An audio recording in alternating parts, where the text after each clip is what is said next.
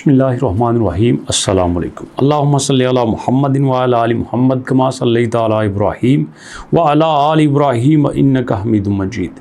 अल्लाहुम्मा बारिक अला मुहम्मदिन व अला आलि मुहम्मद कमा बारकता अला इब्राहीम व अला आलि इब्राहीम इन्नका हमीदुम मजीद। पाई कॉइन के ऊपर 3-4 बड़े एतराज़ थे। पहला एतराज़ ये था कि भैया आप अपने आप को डिसेंट्रलाइज नहीं कर रहे। दूसरा एतराज़ ये था कि आप जो KYC का डाटा ले रहे हैं उसके ऊपर लोगों को थोड़े से बहाम हैं। तीसरा ये था कि आपके पास जो भी मौजूद है उसमें ट्रांसपेरेंसी नहीं है। ऐसे लगता है कि आप ज़्यादा पैसा, ज़्यादा शेयर्स अपने पास रखना चाहते हैं, हालांकि आपको ये सब कुछ लोगों तक पहुंचाना चाहिए था। इसमें एक चीज़ तो बड़ी क्लियर आई है कि जो इन्होंने कहा है कि हमने जनाब अपने टेस्टनेट को लॉन्च कर दिया है और टेस्टनेट के बाद हम आएंगे टेस्टनेट 2 में और टेस्टनेट 2 के बाद हम आएंगे अपने मेन नेट की तरफ। इसमें पाई कोर टीम की तरफ से ऑफिशियल एक मैसेज है जनाब कि the launch of pi DEX, जो हमने पाई की डिसेंट्रलाइज एक्सचेंजेस को लॉन्च कर दिया है और AMM को लॉन्च कर दिया है और उसके बाद लिक्विडिटी पूल के फीचर्स हमने टेस्ट नेट में दिए हैं। ये डेवलपर्स के लिए हैं कि डेवलपर्स यहाँ पे आएँ, अपनी एप्लीकेशंस बनाएं, अपने टेस्ट करें और उन टेस्ट को फिर डिप्लॉय करें और उसके बाद हम ये सारा जो मैकेनिज़्म है इसको डिसेंट्रलाइज फाइनेंस की तरफ लेके आएंगे। मतलब ये अपने आप को डिसेंट्रलाइजेशन की तरफ लेके आना चाह रहे हैं। और मैं शुरू से ये कहता था कि यार देखो, आम लोग कहते हैं कि पाई जब लॉन्च हुआ है ना तो पाई के लॉन्चिंग के टाइम पे ये अपने मेन नेट में था। पाई के लॉन्चिंग का मतलब ही ये है कि ये अब मेन नेट में आ चुका है। लेकिन अजीब बात है कि ये कहते थे नहीं, हम तो अभी इनक्लोज मेन नेट में हैं। या पाई झूठ बोलता है या फिर इनकी वेबसाइट झूठ बोलती है। और कुछ लोग तो इनके वाइट पेपर को भी एज ए सबूत सामने लेके आते थे। लेकिन मेरा मानना ये था कि देखो, अगर अभी तक पाई रुका हुआ है तो कोई वजह है। मैं शुरू से ये कहता था कि एक्सपर्ट के मुताबिक पाई ने जो लॉन्चिंग की है वो गलत टाइम पे की है।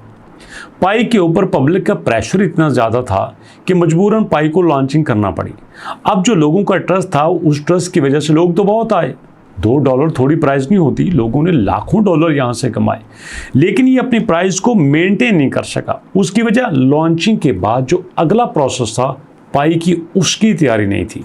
अगर पाई की उसकी तैयारी होती तो आज पाई आपको 0.2 पे दिखाई नहीं देता, बल्कि ये $5-10 पे आता।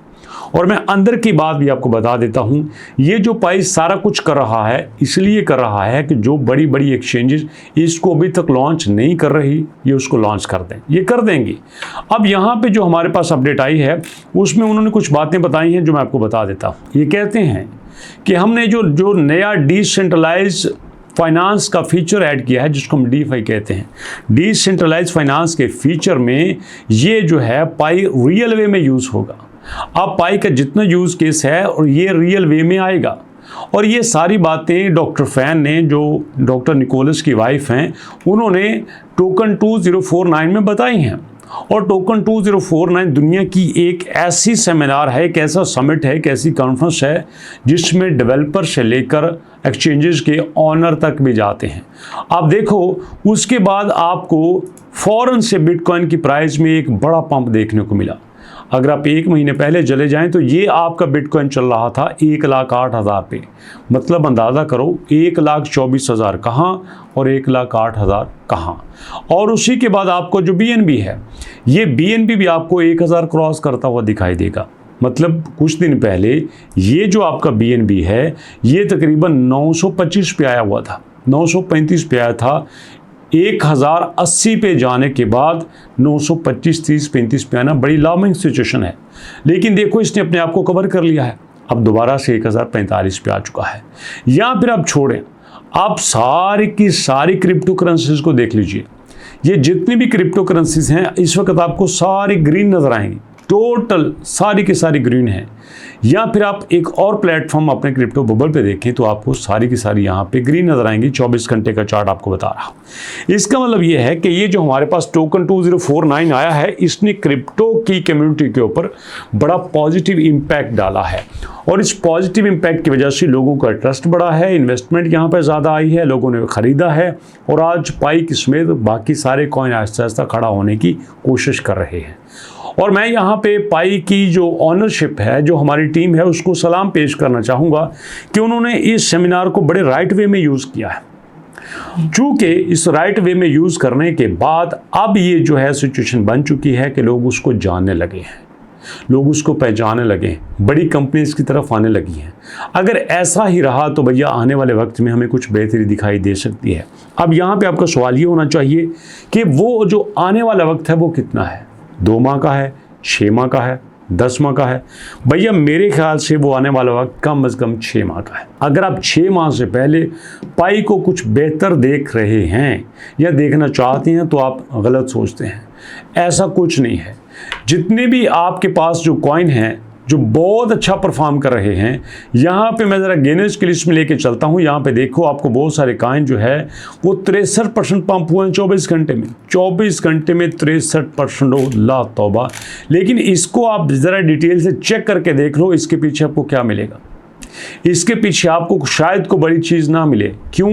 ये एक हाइप क्रिएट होती है और उस हाइप में ये सब कुछ चलते हैं, लेकिन बाद में आपको कोई इसके पीछे स्ट्रॉन्ग रीज़न नहीं मिलती कि ये ऊपर क्यों जा रहा है। तो ऐसे में दोस्तों ये अच्छी बात है कि हम इस पे पूरी स्टडी कर रहे हैं, लेकिन ये भी इससे अच्छी बात है कि इस वक्त जो पाई कॉइन के फाउंडर हैं वो इसके यूज़ केस पे फोकस कर रहे हैं। जो बड़े एलिगेशन से उन एलिगेशंस को दूर करने की बात हो रही है, तो भैया ये बड़ी अच्छी बात है। अब देखो दोस्तों कितनी मज़े की बात है कि ये आपके पास एक आम सा कॉइन है जिसको हम ZEC कहते हैं। ये $60 से स्टार्ट होता है और 7 दिन पहले और 146 पे चला जाता है। कितना पंप होता है। अब ज़रा सोचो, हमने इसको देखा होता, हमने इसको ख़रीदा होता तो आज हम 7 घंटे में 145% प्रॉफिट में होते। बट नहीं, हम ऐसा नहीं करेंगे क्योंकि हमें तो चाहिए 2-4 कॉइन जिनके ऊपर हमने नज़र रखी हुई है। प्लीज़ अपने आप को हल्का कीजिए, मार्केट पे नज़र रखिए। इसलिए मैं बार बार कहता हूँ कि किस पे वीडियो देखनी है, किस पे वीडियो देखनी है, किस पे वीडियो देखनी है, मुझे बताओ। मैं उस पे आपको इंशाल्लाह डिटेल कंटेंट दूंगा। लेकिन मजबूरी है, क्या करें, हमने आपके साथ चलना है दोस्तों। सो दोस्तों हमारे पास अभी तक कितना ही था। इंशाल्लाह मुलाकात करेंगे नेक्स्ट वीडियो में एक नई अपडेट के साथ, कुछ नई न्यूज़ के साथ, और आपके फीडबैक का वेट करते हुए दोस्तों अपनों और अपनों का ख्याल रखिएगा। लेकिन मुझे एक बात कमेंट सेक्शन में जरूर बताना कि बी नेटवर्क पर वीडियो आनी चाहिए कि नहीं आनी चाहिए, रूबी पे आनी चाहिए कि नहीं आनी चाहिए, XRP पे आनी चाहिए कि नहीं आनी चाहिए, बिटकॉइन पे आनी चाहिए कि नहीं आनी चाहिए, ज़ीक पे आनी चाहिए कि नहीं आनी चाहिए। जिस पे आप देखना चाहते हैं प्लीज़ मेंशन जरूर कीजिएगा और इंशाल्लाह मुलाकात करेंगे नेक्स्ट वीडियो में। तब तक के लिए अल्लाह की अमान।